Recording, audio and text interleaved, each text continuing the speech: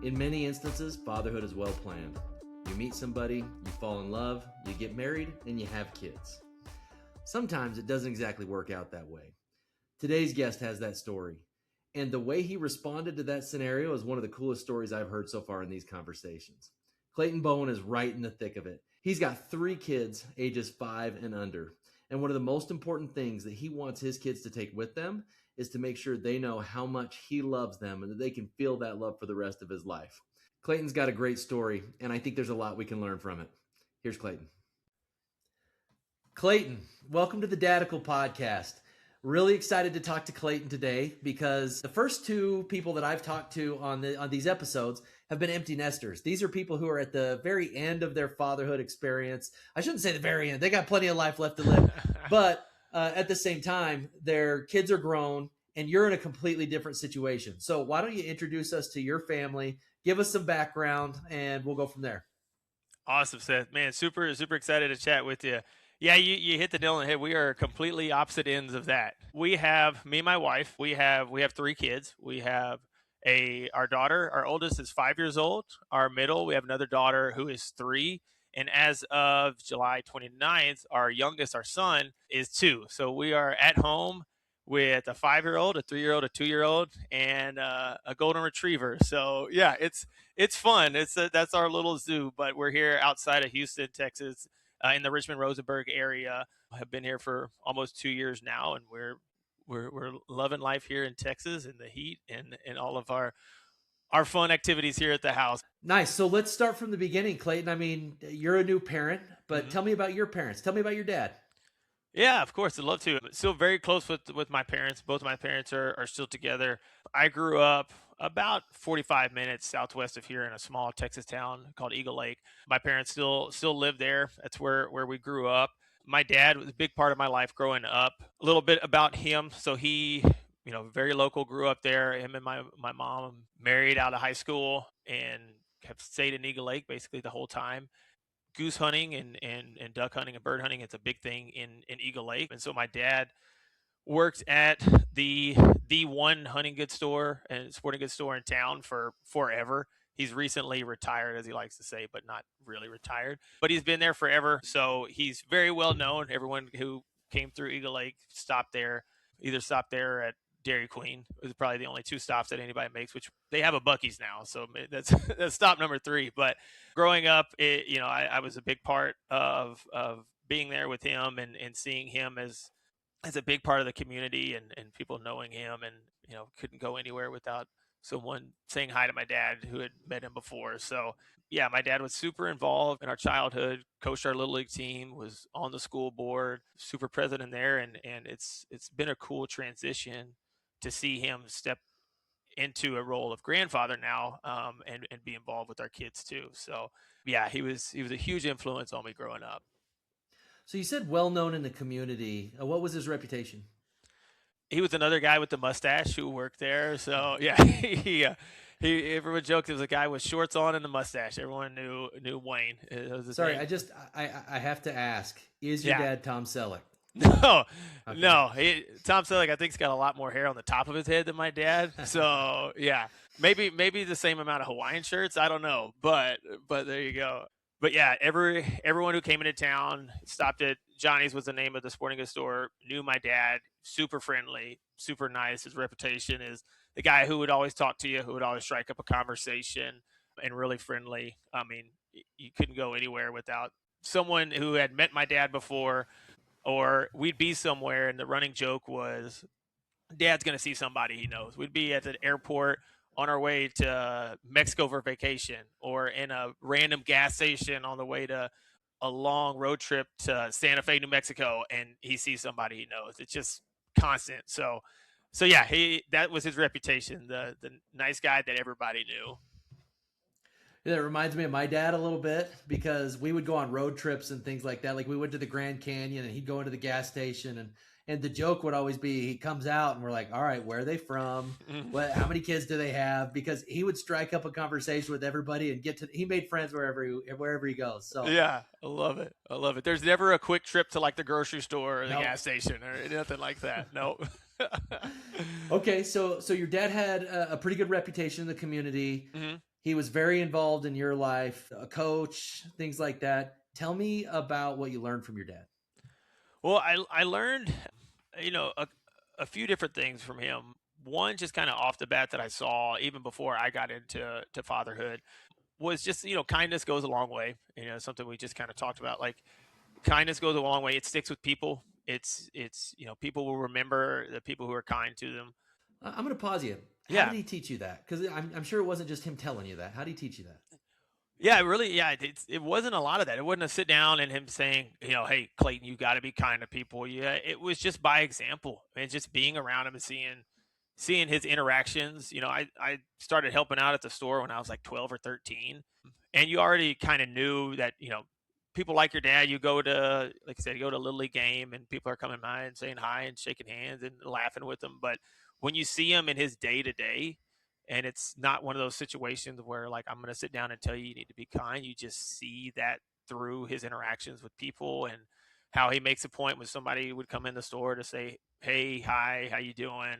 Would sit and talk with them. Even he would joke it would be like the local beauty shop, but for guys. Like some guys would come in there and just talk and talk and talk, and he'd be there to listen and laugh, and you just see those interactions with people, and that's really how I was seeing it, is just how he would go and make a point to talk to people and his interactions with them.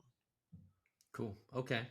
What impact did that have on you? I mean, you see him talking to people and being kind. That's cool. But what Yeah, did that do for you?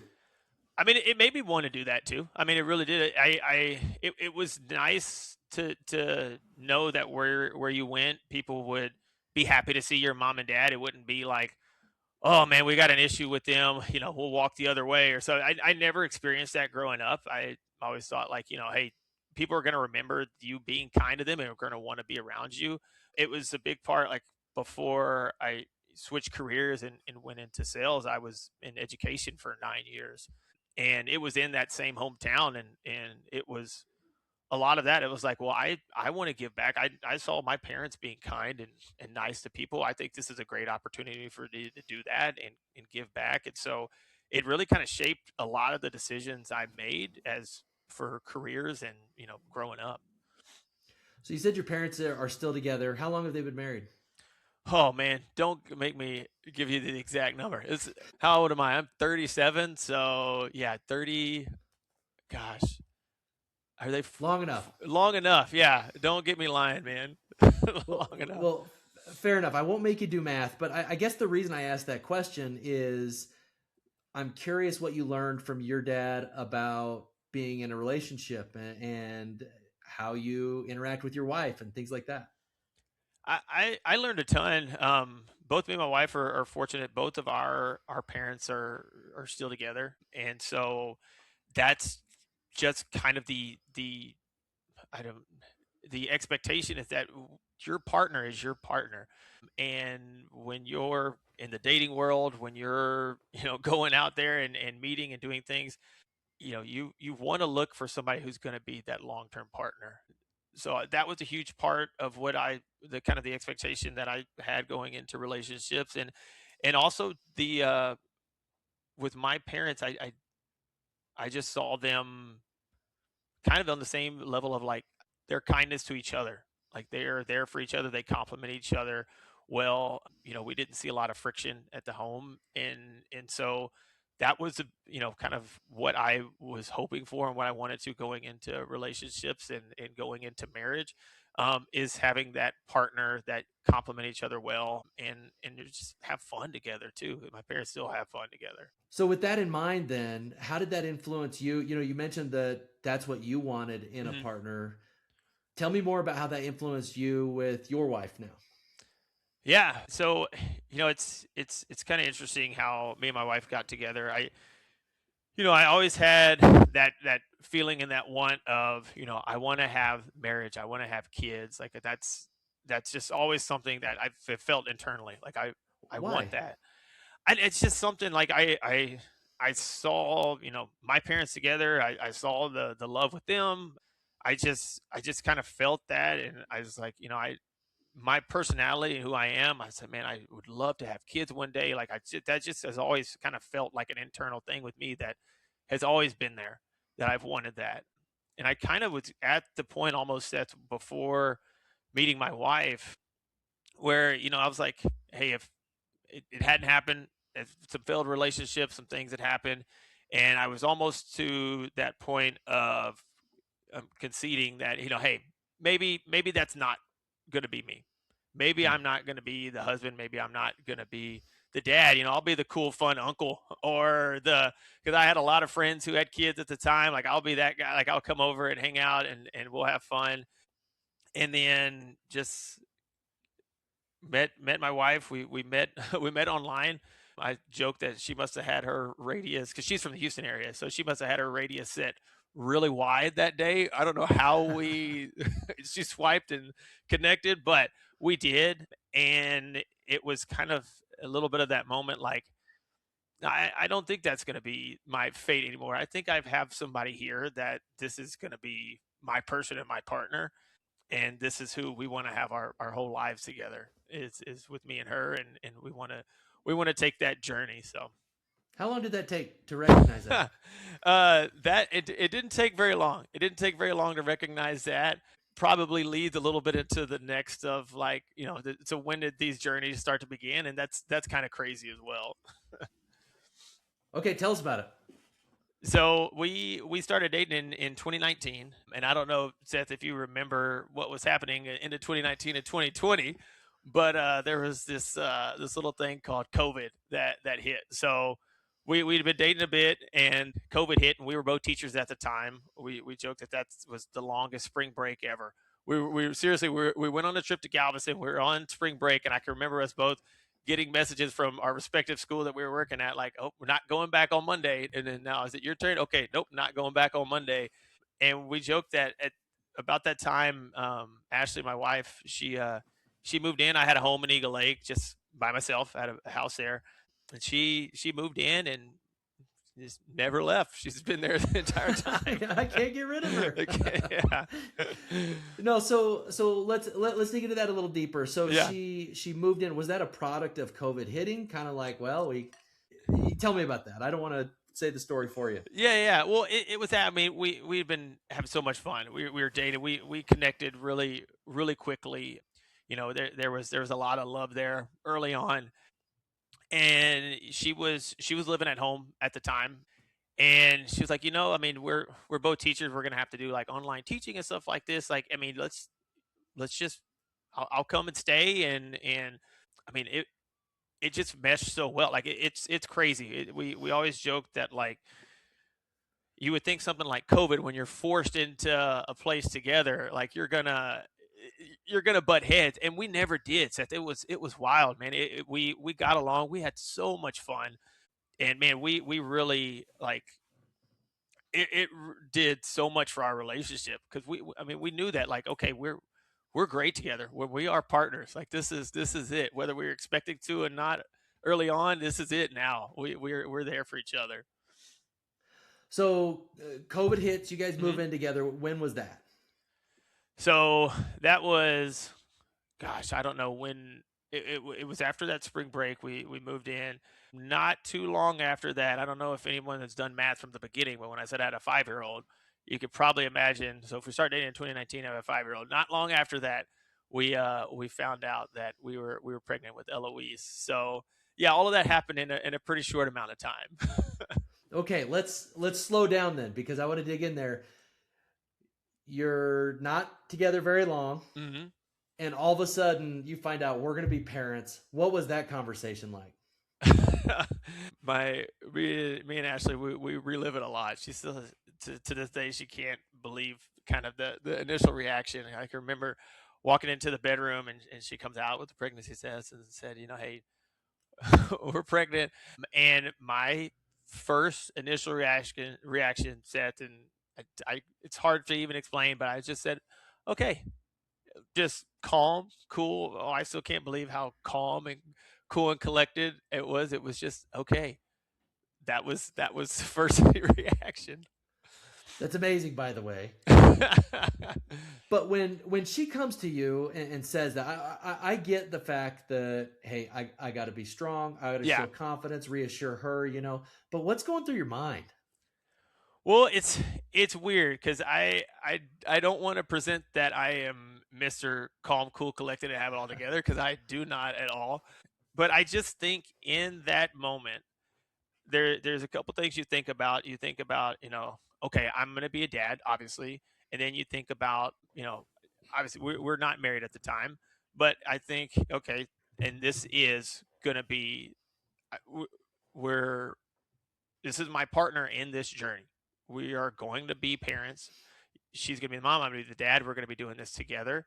And I just knew, like I told you before, like I've always had that feeling internally that I wanted to be a dad and that I wanted to have a partner. I wanted to be married. And even though we weren't at the time, I just knew that Ashley was the, my partner forever. Like I just knew that. And I just, there was things inside me that just knew that from a very early on. Um, and so that was calming to me, knowing that, hey, we haven't done the ceremony. There's no ring on the finger yet, but there's no doubt in my mind that this is who I want to be my wife forever.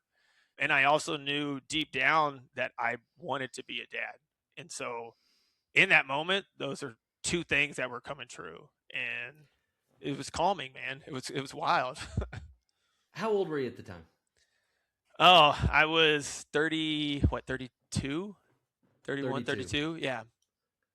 So you've got a certain level of freedom in your life. Obviously you and your wife are having fun, and all of a sudden you're like, wow, life's gonna change. Whether you were confident about it or not, life's gonna change. So Yep. what did that do to you? Maybe even your preparations with your wife. Like how did your thought process, or even you, how Mhm. did you change? It is crazy because it is a complete shift. Before I met my wife, I was living alone. I was pretty self sufficient there at the house with me. It was just me and my dog. I was a teacher, so I'd had summers off and winter break. I can go and do even from early on with dating Ashley. Like we had to hit up brakes on a lot of things because we had to pull back because of COVID. Like, I mean, we had to stop going places and doing things. There's only so many, online game nights and stuff that you could do and things like that. So that was already pulling back on some of our time and adventures and things that we could have done together. And then you add the level of now we're going to be parents, and we're also doing this during COVID. As if your life wasn't disrupted enough with COVID. Yeah, exactly. A lot, but we had to kind of take a step back and take it all in, and basically, you know, find the silver lining to that.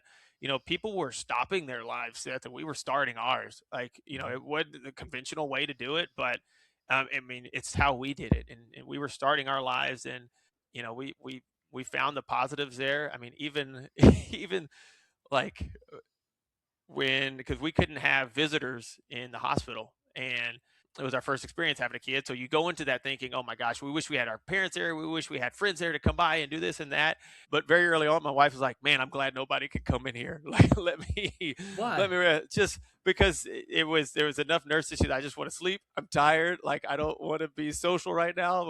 We're having a kid, like I'm glad nobody could come in. And so it's things like that. You find the good in kind of that crazy experience. But you're right, man. It is. It's a whole different shift. And you almost feel that immediately when you hold your son or daughter in your hands. Tell me more. Oh, I mean, it's incredible, man. It's wild. You kind of expect, like, hey, obviously things are going to be different now. There's going to be people depending on me, and when I have a child, but it's that switch, it flips when you hold, like, Eloise, when I held her in my arms the first time. I mean, you hold, this is a part of you and the person you love, and they're going to be dependent on you, and it's a big shift from, it's not us, it's them now, that we're doing things for them now, and I don't know. I welcome that. I really did. It was incredible, man. It's wild. It's hard to describe it.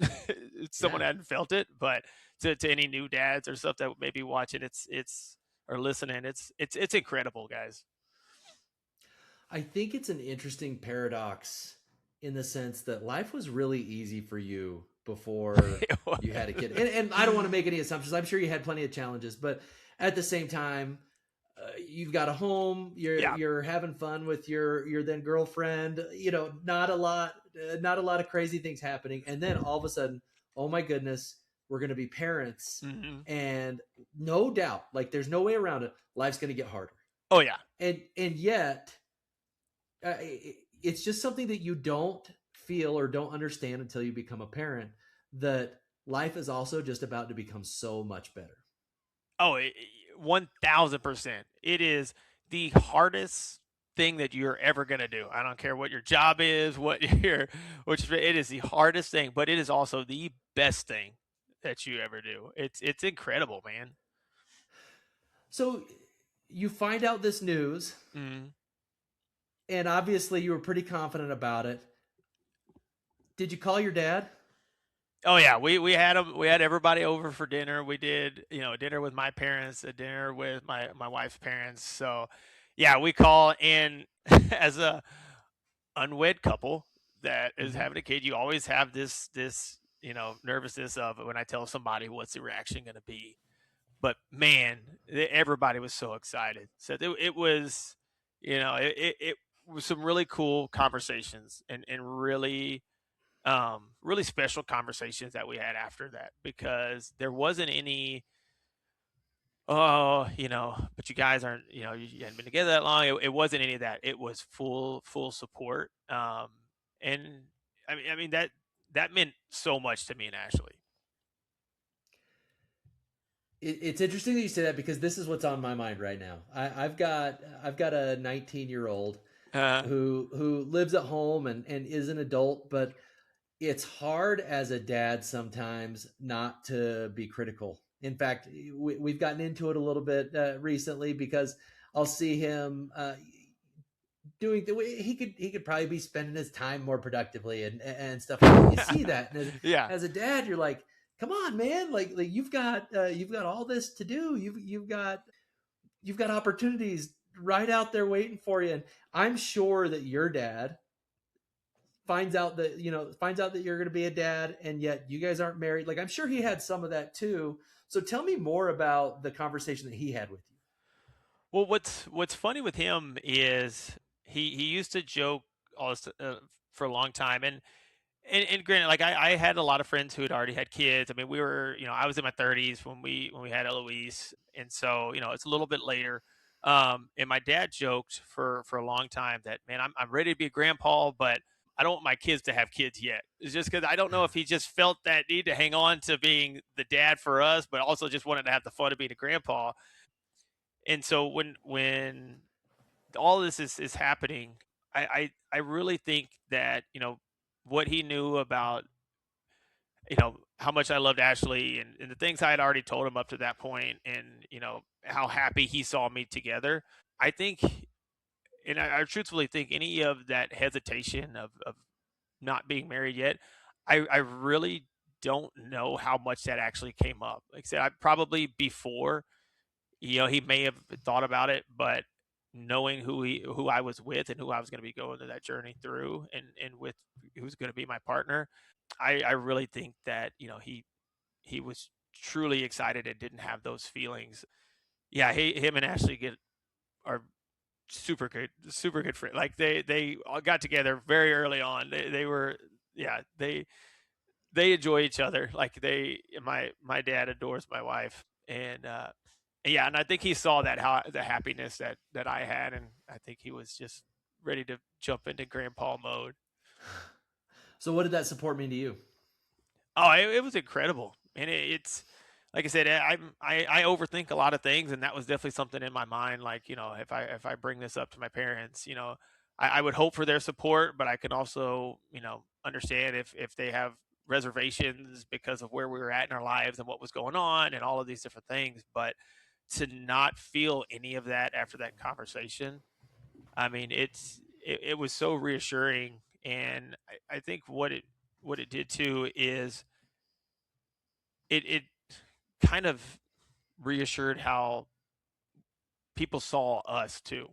I don't know Mm. if that sounds weird, so that's the way I'm saying it, but like how people perceived, me and Ashley and our relationship. If everyone would have been a little bit hesitant and would have voiced some reservations either privately or publicly to us, I think it would have been a lot different experience. But I think people saw us together and saw our love, and really I think everyone was just excited and ready. Yeah. So you've got a great support system around you. Sounds like your wife does too. Mhm. And yet during COVID, you go to the hospital and nobody can be there with you. Now you mentioned that experience, and I'll tell you, like for me, going through challenging scenarios like that with your spouse has an incredible impact on the relationship.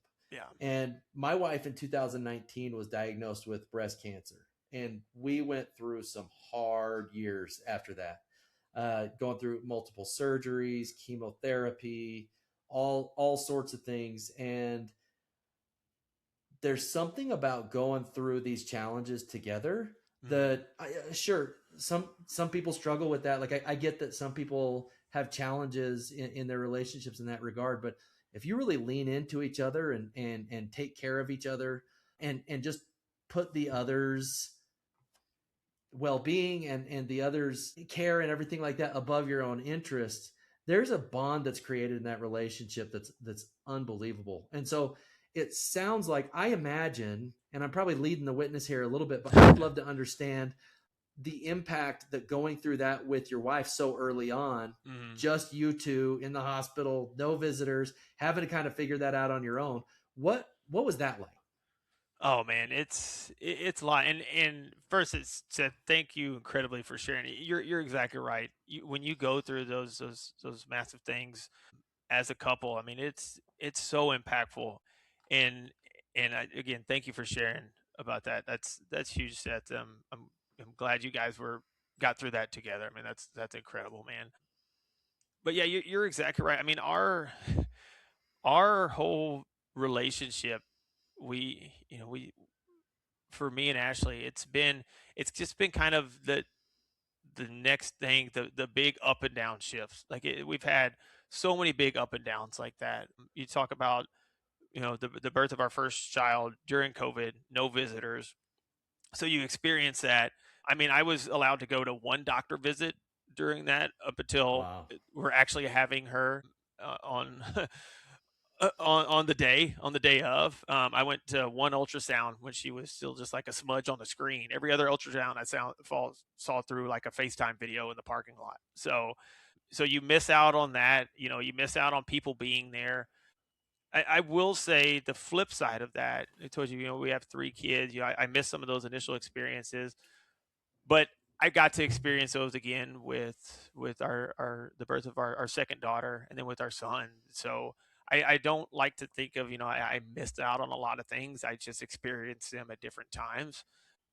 But yeah, you're right. So we have Eloise during COVID. That's huge. We go through, so it's basically just me and Ashley doing that together. I mean, we've got support from family that can start to come by then, and but you still have to be very hesitant. Everybody's wearing masks. Or did you cough yesterday? You can't come till 3 weeks from now. Like all of these different things. So that's a struggle. And then, like I said, it's just been so many ups and downs.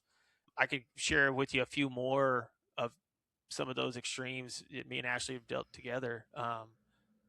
That next month, February, if it's Valentine's, February 14th, 2021, a big freeze came through Texas and Houston, Dallas, like everybody affected. We had pipes break. So we were displaced out of our home for, God, almost, I want to say like 6 months during repairs. So Ashley took Eloise to her parents for most of the time because they had electricity and things like that, and I was still working, so I would back home, and so there was a lot of FaceTime good nights to your 1 month old, and so I feel like I miss months of that, and we're having to guide the ship through parenting displaced with no home. So we get through that. We get married in spring of 22. Then I left teaching just for the family we needed to go through. So there's a career change, there's a marriage, a career change, a freeze, a COVID. We have Imogen, our second daughter, and then we a little bit of a surprise, and we get pregnant with Parker. We have our third, so they're 14 months apart. So through that time, we've had, other career shifts and surgeries and, buying and selling a house. And so we may, on paper, our years together may not be that long, but it's been it seems like the next thing and the next experience and the next experience. And you're right. I mean, it grows you as a couple. I mean, we are so strong as a couple through all of those things. I mean, it's hard, man. We Hmm. dealt with a lot of hard stuff, and we came out of it together. Now, unscathed, I will not confess that we have bumps and bruises and cuts and scrapes, but you go through it together, and it bonds you because I mean that's your partner, and that's how I see it. That's how I see it through all of that is we're partnering through these things together. Well, what I love about your experience, Clayton, and I think this is, you're not the only person to ever find yourself in that scenario, Yeah, right? And as men, it's our responsibility to step up and to lead and give that confidence in your partner, and also take responsibility. And I think your experience is such a good example of that, of you being willing to step up and say, even though you might have been a little scared, maybe you weren't, I don't know, it sounds like you were pretty confident, but regardless, like being willing to step up and say, okay, I'm going to be with you through this, and we're just going to go tackle it together. yeah, I I also can imagine the confidence that instills in Ashley, yeah, in you guys being able to get through that. So I think that's really cool. I think it's a great example for young men who find themselves in a similar scenario. Yeah, it's scary, but you know yeah, what? On the other side of all that scary and hard is some incredible opportunities for growth and incredible opportunities to experience joy and love for these kids and for your spouse that you never would have been able to experience otherwise. And it takes you getting outside of your comfort zone or what's easy to be able to experience those things. oh man, you're exactly right. I mean, I lived through some of the easy times. I was, a single guy with an easy job, but I don't think that was living. Knowing what I know now and the experience that I've had now, I'm like, that was just that wasn't it, man. That wasn't fulfilling.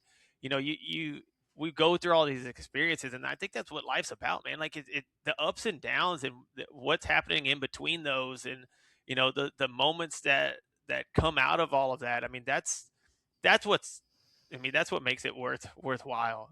And I'll say this too, one, we went through all of this as a couple and as a family, and it's really tough. If I could go back and kind of say one thing to anybody who's stepping into the fatherhood role to do any of that, or is going to go through any of that, because something I have to tell myself too is make sure that you're also open during all of that, man. Like be open, What do you mean? like especially with your spouse. I mean, be open, like have conversations, man. Don't, like, if you're going through it, and we're going through it a lot of times, talk to each other, express what's going on. Don't, be open to each other.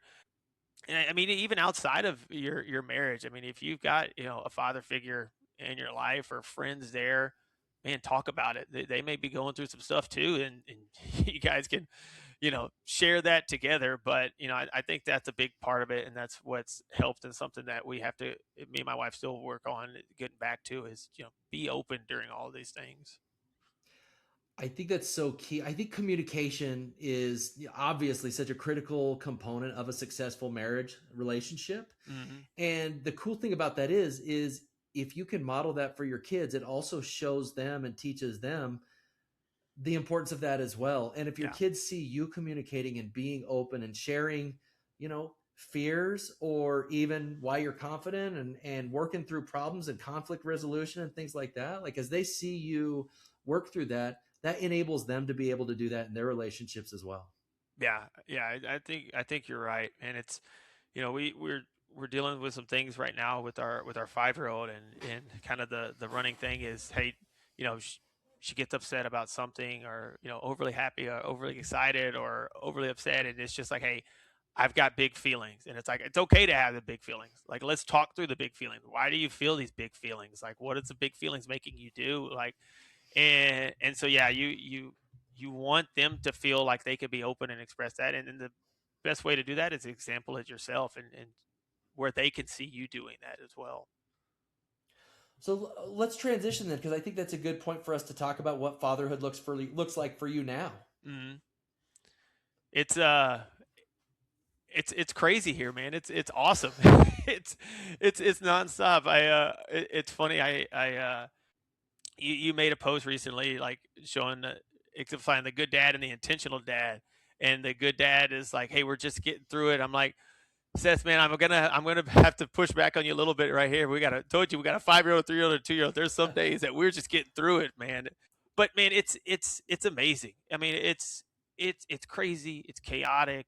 It's fun. It's love. It's up. It's down. It's everything. And like I said, that it's so fulfilling because you get to see all these emotions and you get to experience it all together and you grow as a family. And we're at the point now where our kids are, there every day there's more personality. I mean, it's, they're learning new things every day. Everything is an exploration.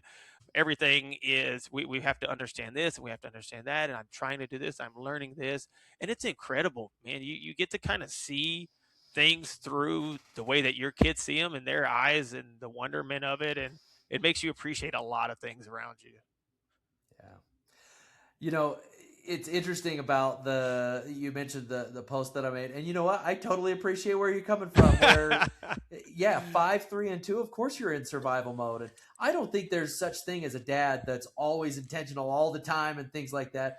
I think it's important to remember, though, to find those opportunities to be intentional, because Yeah. I think if you just go through, like, just survive fatherhood and that's it, you'll get to the end of it and look back and say, dang, I could have had so much more of an impact. Dude, yeah. Or and I think as parents in general, all of us are going to be look back and be like, oh man, I wish I had done that better, because that's life, right? Like Right. there's no way to get around it. But at the same time, what an incredible opportunity we have to use this influence and this role that we have to really shape incredible human beings, Oh and man. that's what we have the chance to do. And so, how, understanding that at times you are in survival mode, what do you feel like you are intentional about? I think I think I intentionally, and I tell my wife this. I was like, I just want, like, at the end of the day, I just want people happy. Like, I want there to be happiness here. Like, there's gonna be tough times. There's gonna be crying. They're kids.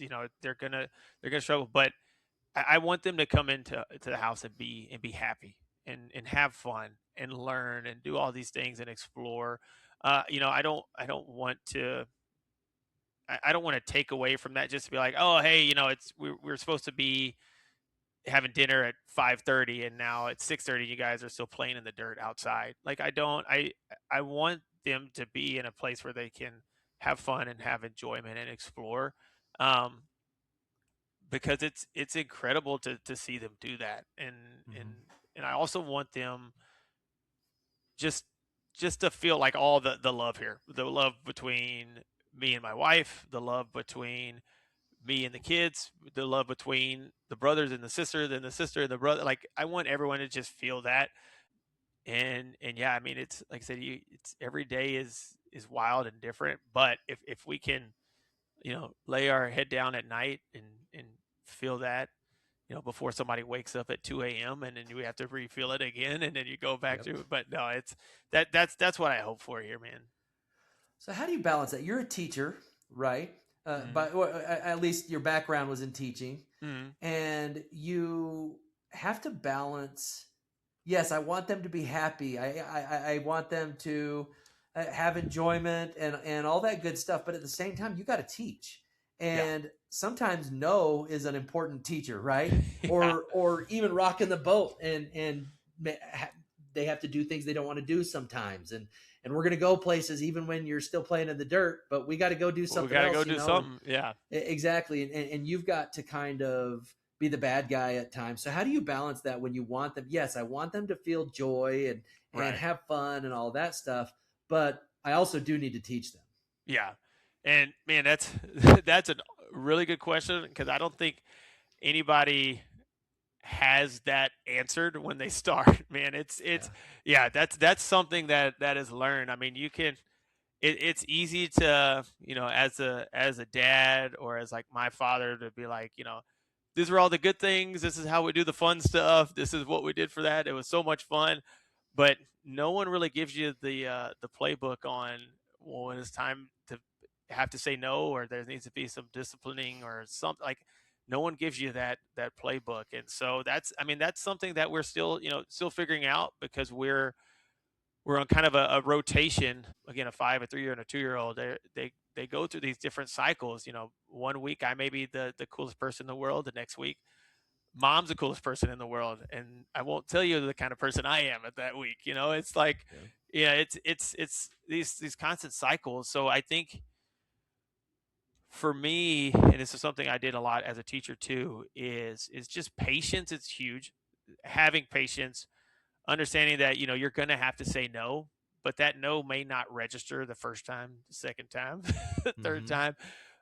Staying patient and talking through it, and there's a lot of times where me and my wife have to lean on each other for some of that, like for saying no. Like, hey, maybe I'm not the cool guy this week, but I'm trying to say no. And if it doesn't click with one of the three, and it has to be mom that says it, like, we're a team and we're going to do Mm-hmm. it together. So that's great. And I can pick up somewhere else that, that she may need me. So I think that's it. I think it's patience and leaning on each other to, get that get that no to stick. So how do you and your wife balance those responsibilities of discipline, and also, you talked about being the good guy and the bad guy. Yeah. How do you guys communicate about those roles and responsibilities, and how do you guys execute those in practice? Well, I think for a long time, I think what we're trying to get back to, Sith, as parents, is taking time to like talk through a lot more.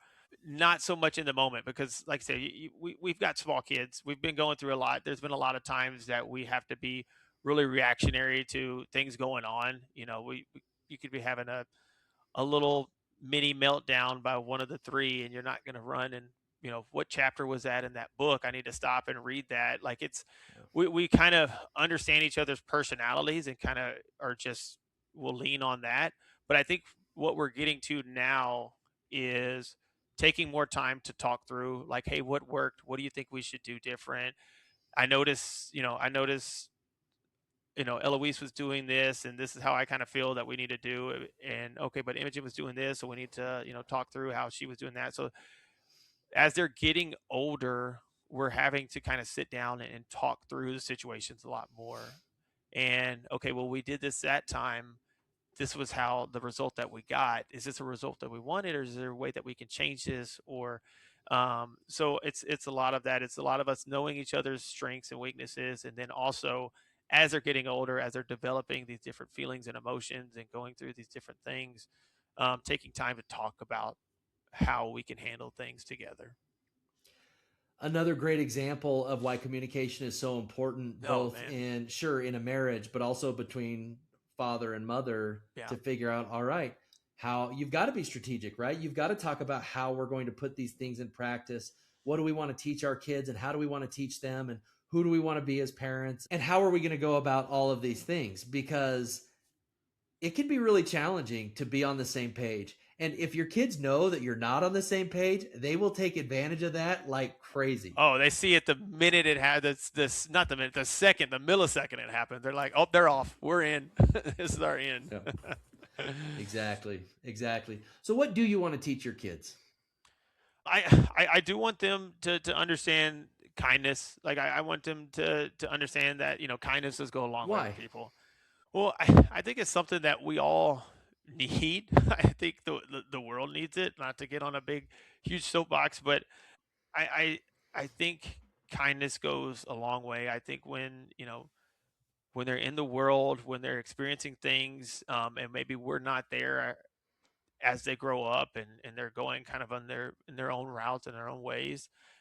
I think if they have some of that kindness in their heart when they go into situations, I think it's just it's going to take them, it's going to take them far. So I think kindness is something that I hope that I instill in them, and man, I want them to understand like the love that we have for them, and I hope the love that they have for each other as siblings, the love that us as parents that we give to our three kids. I hope they feel that and they understand that, and they carry that into wherever they go in the world, whoever they're with, wherever they're doing, just to have love and passion for each other. What do you think that does for them to know your love for them? I I think it's something that will be with them even if we're not with them. So I mean it's kind of a big concept, but I think if you feel that love from your parents, it's something that is always going to be there and never going to leave. And I felt that from my parents. I feel that from my wife. I feel that for my wife. I feel that for my kids. And I know it's that that really that warm fuzzy inside you, and I want them to feel that. I want them to know that that's there. So you mentioned that you felt the love of your parents. How did that Mm. impact you? I think as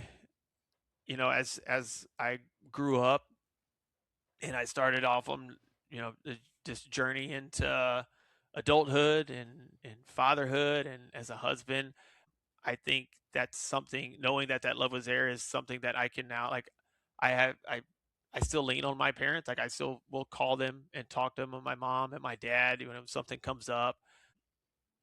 So it's still something that I lean on and I appreciate with them. And I also think too it's helped them be amazing grandparents too, because this is just another generation of that love. Let's talk about fatherhood in the sense of what your expectations were and then what it actually felt like. How did those differ?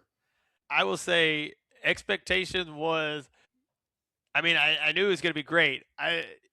You can't really fathom how much work it is. So you can't explain to somebody, how much work it takes, how much, how little sleep you're going to get. There that expectation was never set. You can say, hey, you're not going to sleep much, but doesn't even scratch the surface. So, man, that's going into it. You just, hey, it's going to be, yeah, it'll be tough, but yeah, it's going to be, it's great. You're going to be a dad. You could just be the cool dad and all this stuff. Yeah, I love being the cool dad, but it takes a lot of work to be that dad. You mentioned how much work it is as a parent, and I think especially in your situation right now, where you've got three kids, 5 and younger, you're in the thick of it for sure. Mm, And I think at that point, it can be really, really challenging. As someone who has kids now, kind of on the other side of that, one of the most incredible pieces of fatherhood is being able to watch somebody go from, this tiny child that can't even do anything for themselves. They're completely helpless, and watch them learn and grow and develop and develop their own personalities and yeah. develop their own skills that are completely different from their brother or sister or whatever, and have these strengths and weaknesses, and be able to see them go from this tiny helpless being to a smart, funny, athletic, whatever the case may be, loving, kind person. And we are so selfish naturally, right? Like, I want you mentioned, you talked about life before you had kids. Same for me. Like, Yeah. I wanted what made me happy in the moment, and what was fun and all that stuff. And all of a sudden you get thrown into all this responsibility. And I think the thing I would just love for new dads, or prospective dads, or kids who are becoming adults, and contemplating whether or not they want to be dads. I want them to understand that the blessing of being able to see this incredible thing that you made Yeah. grow and achieve and learn and all those things, there is nothing like it. And on top of that, what it does for you and what it does to you is maybe even more significant.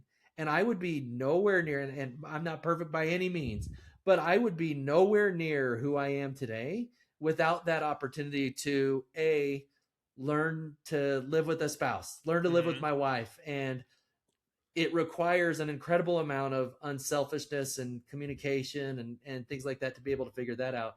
And then you drop a kid in the mix Yeah. and you're not sleeping, you're going a million different directions and things like that. And yet somehow you get out to the other side of it and you're like, man, how could I not have done this? And Yeah. I think we're so caught up in our own self-interest naturally, Right. innately, that people lose sight of that. And I think if more people would be willing to take that on, it would be incredible how much happier people would be across the board, in my opinion. I completely agree with everything. I mean, you're right. I I thought I had it all. I thought I had it figured out. Single guy, house to the self, myself, like whatever. Oh man, that's it's nothing. That's nothing. And you're right. You inherently there's some selfishness there, but when you step into that role as a husband, a provider, a dad, and that shift happens, I mean, it's a lot, but you're right. I think the world would be a better place if people took on that responsibility. It shifts your mindset 100%. Like it shifts your priorities. I would not be any of the person I am today had it not been for my wife and kids. I owe them everything. All the good that I have now is all in direct relation to doing that with them. I don't know where I would be without them. I wouldn't be the kind of man I am. We talked about having a father figure, and that's incredible and that's great. And I learned so much from my dad. But when you take on the responsibility yourself, I mean, it shapes you, like you said. I mean, I'm a completely different person now than I was before. Your priorities are different. Your life is different, and it's amazing, man. It's just awesome. And you've become someone that you never could have become without choosing that hard thing. And Yeah. I recognize you guys were it was thrust upon you in some ways, right? But at the same time, you chose in that moment to say, yeah, we're Yeah. doing this. And I just think the impact that has on you is so underestimated. So let's fast forward then. Hmm. You're a young dad now, but your kids are going to get older. You're going to get older. What do you want your legacy to be? Like when your kids are on the podcast and they're talking about you, what are they going to say about Clayton? Man, I don't know, and I have I've had so much difficulty thinking of the legacy question because it comes up. It comes up all the time. Everybody, what do you want your legacy to be? What the legacy of this, the legacy of that? It's tough, man. Obviously, if you ask somebody, if you'd have asked me 7 years ago, before a wife and kids and everything, my legacy would be totally different. It would be, something selfish. I hope to be, super successful. Well, I was a teacher, so as successful as a teacher as you could be, create some amazing masterpiece that's hanging in a gallery somewhere, ready to sell for tens of thousands of dollars, just to line up the next one. Bigger, cooler house with all this stuff. And now, as a husband and a dad, you ask, the legacy, what do you want them to say about you? I don't know, man. I really don't know, because now that my priority is my wife and kids and who they are and what they do. And I what I want for them is I want them to be able to say, I was so happy and loved by my mom and dad. Like, that's that's the most important thing to me. I don't feel like I want their legacy to be, hey, I'm an artist and I want my daughter to be an artist and I want her to do great because I didn't sell that masterpiece and I want her to sell that masterpiece. Or, hey, I never started that game. I want my son to be the starter. I want him to go D1. Or I want I want my daughter to do this because I didn't get the chance to do that, and I want them to, I don't want any of that. I I just want them happy and loved, and I want them. I just want them to be able to feel that, man. I think that's incredible. I think as a dad, you are going to leave a legacy one way or another. Like you don't have a choice, right? Yeah. And so in fact, you are going to impact future generations, not just your kids, but your kids' kids and so on. And so you've got a choice to make. We all have a choice to make. Are we going to lean in and leave a Mhm. legacy for good that can have an amazing impact on future generations? Or some dads choose the opposite, right? Some dads decide maybe not to take the challenge that you decided to take on, Clayton, or to maybe just be super reactive and not involved and Yeah. stay selfish and worry about themselves. And you know what? That's going to have a negative impact upon generations too. But I think my hope is that more and more young men understand and take on this responsibility, understanding that, yeah, it's going to change you and it's going to change your life and it's going to be really hard. But at the same time, there is nothing more important that you could do. And the person who benefits the most from it, regardless of your legacy, is you. Yeah. Yeah. That's an amazing point, Seth. You're exactly right. I hope so, man. I hope. I hope people don't shy. I hope young dads don't shy away from it if you have the opportunity. Jump in with both feet and just it's incredible, man. It like I said, it's the hardest thing you'll ever do, but it is the best thing that you're ever gonna do. So what's your parting advice or parting wisdom for the Dadical audience here? If you ever think you're stressed out and don't have enough free time in a day, call our house between 4:30 and 7:30 at night, and you're like, no, we got plenty of time, we're good. So yeah, keep my number and just call me during that time in the pure craziness of getting home from daycare between then dinner time and bedtime. No, man, my parting words were just like I said, just jump in. It's the best thing ever. I mean, being a husband and a dad is the best thing that you're ever gonna do. So jump in. It's gonna be hectic. It's gonna be crazy, but it's so rewarding, and such a big part of it is being there through all of it. So if I could say one thing, like you know, there's things that can wait. Be there with your kids and your wife. Be in those moments together, and just enjoy the ride, man, because it's the best thing in the world. Well, Clayton, thank you very much. Appreciate you joining us today. Thanks, Seth. Huge shout out to Clayton for joining the podcast today. The main thing that I'm taking away from this conversation is that becoming a father is not a decision that's going to make your life easier. That being said, it is the most important decision you will ever make. Making the hard choice sometimes is exactly what we need to do in order to grow and truly live the life that we want to live. If you're on the fence about fatherhood or in the thick of it, wondering if it's worth it, I hope this conversation helped. That being said, if you know a dad with a story worth telling, I would love to talk to him.